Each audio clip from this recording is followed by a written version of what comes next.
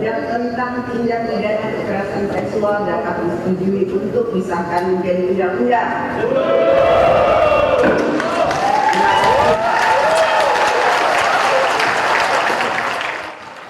Pengesahan Undang-Undang Tindak Pidana Kekerasan Seksual telah berhasil diketuk palu oleh DPR pasca penantian selama 6 tahun. Tentu saja, Undang-Undang TPKS menjadi payung hukum perlindungan bagi kekerasan seksual. Menteri Pemberdayaan Perempuan dan Perlindungan Anak Bintang Puspoyoga mengapresiasi keputusan Dewan Perwakilan Rakyat ini. Kita menyampaikan apresiasi ya, ini luar biasa sinergi kolaborasi yang kita lakukan baik dari pemerintah, demikian juga komitmen yang luar biasa dari DPR RI dan tentunya pendampingan dari teman-teman masyarakat sipil. Akhirnya penantian yang sangat amat panjang hari ini bisa kita sahkan. Berikut poin penting isi Undang-Undang TPKS. Polisi tidak boleh menolak perkara kasus kekerasan seksual. Setiap perilaku pelecehan seksual termasuk dalam kekerasan seksual. Melindungi korban revenge porn atau balasan dendam porno. Seperti pelecehan seksual non-fisik, pelecehan seksual fisik, pemaksaan kontrasepsi dan pemaksaan elektronik, kekerasan seksual berbasis elektronik. Pemaksaan hubungan seksual bisa dikenai denda dan pidana. Pemaksaan perkawinan, korporasi yang melakukan TPKS bisa dikenai pidana dan denda hingga 200 miliar rupiah. Keterangan saksi atau korban dan satu alat bukti yang sah sudah tentu jadi terdakwa. Korban berhak dapat restitusi dan pelayanan pemulihan. Korban TPKS berhak dapat pendampingan. Tidak ada restoratif justice atau penyelesaian perkara dengan bertemu bersama untuk menyelesaikan secara bersama-sama guna terhindar dari upaya penyelesaian dengan uang. Dengan disahkan Undang-Undang TPKS ini, kedepannya diharapkan perempuan yang mengalami tindak kekerasan seksual dapat merasakan keadilan hukum. Tim Liputan iNews melaporkan. Dan menilik sejumlah kasus kekerasan seksual di tanah air, hak-hak korban kerap tidak terlindungi. Sementara itu, KUHP selama ini juga belum mengakomodir hak korban kekerasan seksual. Dan dengan disahkannya Undang-Undang TPKS menjadi harapan baru perlindungan terhadap perempuan dan anak-anak. Lalu akankah Undang-Undang TPKS bisa menjawab keresahan publik terkait tindak pidana kekerasan seksual yang kerap terjadi?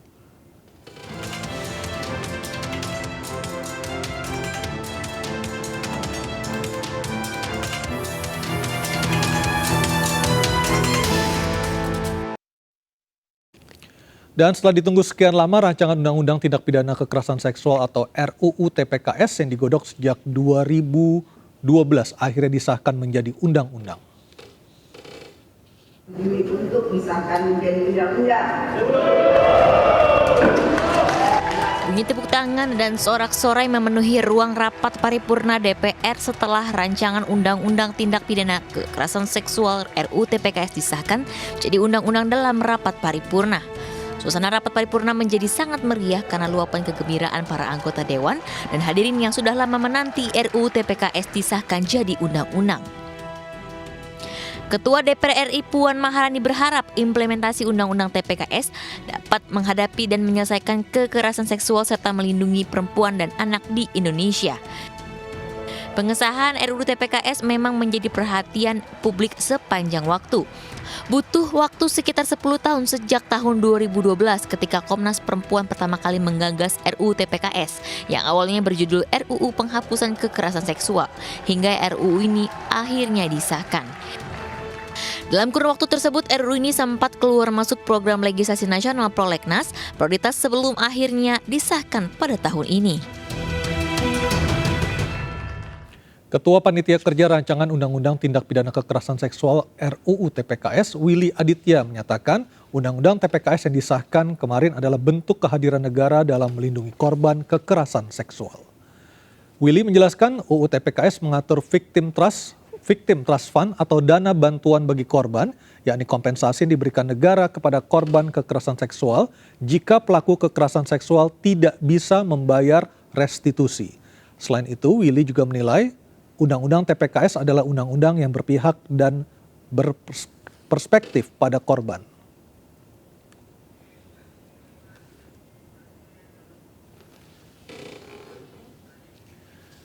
Undang-undang TPKS diharapkan menjadi payung hukum atau perlindungan bagi para korban kekerasan seksual. Dan kini kita akan membahas lebih jauh bersama narasumber Diah Pitaloka, anggota Balik DPR RI, Andi Yentriani, Ketua Komnas Perempuan, dan Tama S. Langkun, Ketua DPP Bidang Hukum dan HAM dari Partai Perindo.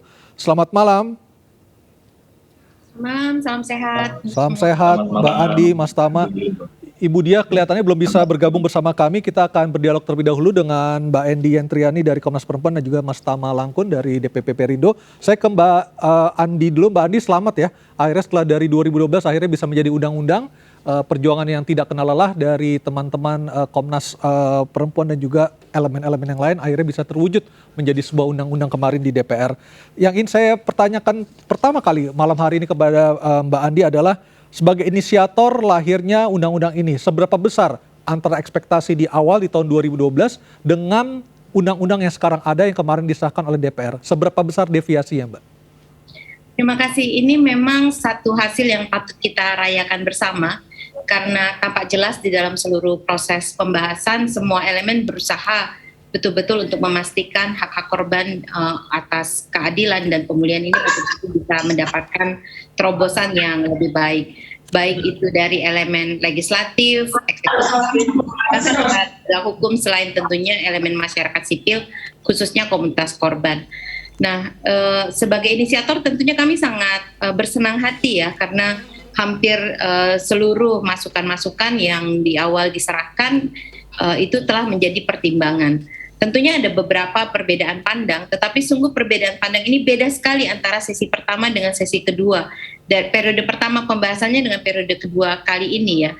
Kami sangat merasakan bagaimana dialog yang konstruktif itu berusaha diupayakan lewat Balik dengan masukan-masukan yang sebenarnya saling menimpali untuk melihat bagaimana kita menutupi kemungkinan-kemungkinan jurang hukum itu sendiri. Tentunya ada sedikit perbedaan, misalnya dari Komnas Perempuan kami selalu berpikir bahwa terobosan hukum untuk perkosaan, persetubuhan, dan pencabulan sebaiknya langsung dimasukkan ke dalam Undang-Undang Tindak Pidana Kekerasan Seksual karena dia memang menata dengan paradigma yang lebih berfokus pada korban, memperhatikan kerentanan-kerentanan spesifik yang dihadapi oleh khususnya perempuan dan anak dalam berbagai lapisan identitasnya. Dan ini semangatnya sangat berbeda dari KUHP. Selain itu juga kita tahu bahwa ini Mas Tama nih sejak masih sebelum gabung di Perindo kan ya Mas ya, paham persis nih tentang RKUHP gitu, tentang bagaimana sulitnya kita mendesakkan berbagai hal di RKUHP yang tentunya dia akan gelondongan sekalipun tampaknya pihak eksekutif dan legislatif yakin ya bahwa di bulan Juni nanti akan bisa disahkan RKUHP-nya ini dengan memuat perbaikan-perbaikan definisi dari khususnya perkosaan dan pemaksaan aborsi. Kami sesungguhnya sangat khawatir kalau boleh menitipkan bahwa ini jadi tawanan pasal ya di antara pasal-pasal banyaknya gitu. Karenanya menurut kami lebih baik dia diletakkan bersamaan sehingga nanti runut pandangnya menjadi lebih jelas. Saat ini memang sekalipun dia ditangguhkan di RKUHP tetapi untuk korban perkosaan, pencabulan dan persetubuhan khususnya kalau anak ya di persetubuhan, sementara kalau untuk orang dewasa tidak ada pasal antaranya, dia bisa menggunakan beberapa terobosan yang ada di Undang-Undang Tindak Pidana Kekerasan Seksual ini. Baik. Terutama hukum acara pidananya dan juga sejumlah hak-hak korban yang harusnya segera terpenuhi. Nah, jadi ini fase ataupun tugas kita sekarang ini adalah memastikan implementasinya, mulai dengan memastikan aturan-aturan turunannya maupun kesiapsiagaan dari seluruh aparat baik itu penegak hukum maupun penyedia layanan, dan tentunya memastikan rancangan KUHP ini betul akan segera dan juga memuat definisi-definisi yang lebih baik tentang perkosaan dan pemaksaan aborsi. Baik, Mas Tama, kalau kita lihat dari inti pelecehan seksual adalah pemerkosaan. Dengan tidak adanya pasal pemerkosaan di Undang-Undang TPKS ini, seberapa yakin Anda dengan keberadaan undang-undang ini bisa akhirnya menghapus kekerasan seksual yang kerap terjadi menimpa perempuan dan anak-anak, Mas Tama? Ya, sebenarnya kalau dalam pandangan saya lumayan ya, artinya ada banyak sejumlah terobosan-terobosan, bahkan kalau saya boleh bilang ini suatu hal yang progresif. Karena hal-hal yang diatur secara norma yang tadinya biasa-biasa aja umum, ini kemudian banyak terobosan. Misalnya soal restitusi misalnya. itu di situ ada sita jaminan. Jadi Anda bisa bayangkan ketika ada orang yang kemudian dituntut restitusi, itu nggak kemudian serta-merta kalau dia nggak punya uang, udah saya nggak punya uang, saya nggak bisa bayar. Tiba-tiba selesailah restitusinya. Nah, di undang-undang ini itu menurut saya menerobos dan bahkan dia progresif. Jadi kemudian penyidik, kemudian jaksa misalnya, dia bisa menyita jaminan, nyita semua aset atau harta dengan harapan itu akan dikonversi untuk membayar restitusi yang kemudian dituntut kepada pelaku jika terbukti melakukan kekerasan seksual. Cuma sayangnya hal itu kemudian tidak bisa dimaksimalkan ketika kemudian ada tindak pidana lain, misalnya seperti tadi ada pencabulan seperti yang Mbak Andi sampaikan, pemerkosaan, dia tidak di-cover dengan undang ini, sehingga treatmentnya tentu tidak akan sama dengan menggunakan undang TPKS ini. Padahal kalau kita mau bicara soal fakta, itu banyak sekali kasus pencabulan. Pencabulan itu nggak cuma sekedar anak-anak yang perempuan, tapi juga yang laki-laki. Itu terjadi. Tidak hanya di universitas atau kampus atau sekolah, bahkan di tempat-tempat keagamaan seperti misalnya pesantren, kemudian juga ada yang terjadi di lingkungan gereja misalnya.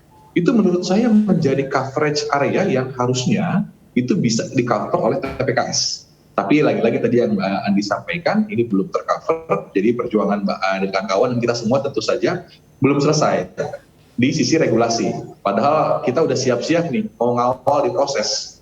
Mudah-mudahan bisa kita kawal, tapi memang masih menyisakan loopholes terkait dengan sisi aturan hukumnya. Ini seberapa yakin Anda soal pemerkosaan ini bisa akan terakomodir dengan baik di Undang-Undang KUHP, Mas Tama? Ya, ini yang menurut saya berat karena perjuangan mendorong revisi KUHP ini kan udah panjang sekali, Mas. Bahkan kita disimpulkan ini produknya masih produk kolonial, masih yang lama gitu ya. Untuk bisa nitip dalam tanda kutip untuk kebaikan ya, pasal yang kita akomodir ini nggak ada jaminan. Nah, ini menurut saya juga menjadi tantangan. Tapi lagi-lagi tentu saja selain kritikan atau kekurangan, tentu kita juga harus bergerak maju begitu. Mudah-mudahan dengan aturan yang ada kita bisa maksimalkan. Terutama tadi beberapa hal-hal yang kita anggap sebagai sebuah terobosan, bahkan inovasi begitu, dalam kaitannya pemenuhan hak korban. Jadi menurut saya ke depan teman-teman di Komnas Perempuan juga bisa bergerak lebih jauh dalam kaitannya mengawal perkara-perkara atau kejahatan-kejahatan, khususnya juga untuk memulihkan korban. Jadi menurut saya ini menjadi langkah maju yang meskipun ada kekurangan, tentu perlu diberikan apresiasi.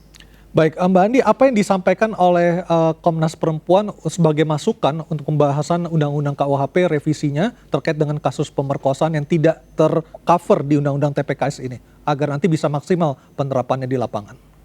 Ya, sekarang ini dengan pasal jembatan, yaitu khususnya pasal 4 ayat 2 huruf B ya, di situ juga ada pasal pencabulan, tepatnya pasal 4 ayat 2 lah gitu. Itu ada sejumlah tindakan pidana kekerasan seksual yang diatur di dalam perundang-undangan yang lain yang juga dimandatkan untuk mengakses berbagai terobosan yang sudah digariskan ataupun dirumuskan di dalam Undang-Undang Tindak Pidana Kekerasan Seksual. Nah, tapi memang sekali lagi saya ingin menegaskan bahwa persoalannya adalah paradigmanya dalam pengaturan tentang apa itu perkosaan, pencabulan, dan persetubuhan yang sebetulnya melemahkan korban. Nah, karena itu tentunya karena ini menggunakan dua buku hukum pada saat yang bersamaan ya, kalau boleh divisualisasi gitu.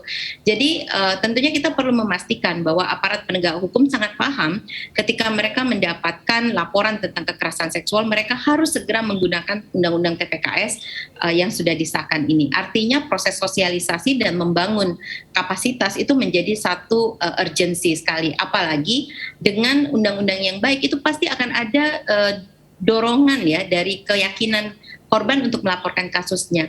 Angka yang terus naik gitu, misalnya di Komnas Perempuan kami melihat tahun 2021 ini 72% kasus kekerasan seksualnya meningkat pelaporannya.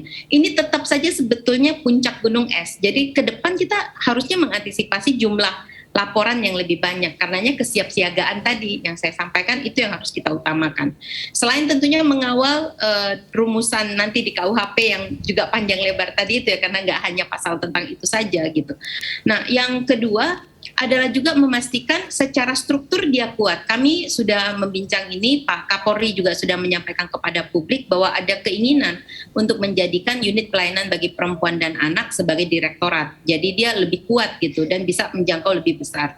Dan ini sangat penting, persis seperti kata Mas Tama, sebetulnya untuk kasus kekerasan seksual kita tahu ya, laki-laki juga bisa menjadi korban, dan utamanya laki-laki dalam usia anak gitu. Ya. Dan pada saat yang bersamaan perempuan dan anak itu menjadi korban terbanyak dari kekerasan seksual. Karenanya unit khusus ini menjadi sangat penting.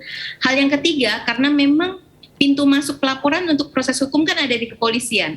Jadi kepolisian perlu segera membangun pedoman gitu bagi polisi untuk melakukan penyelidikan kasus-kasus perempuan berhadapan dengan hukum.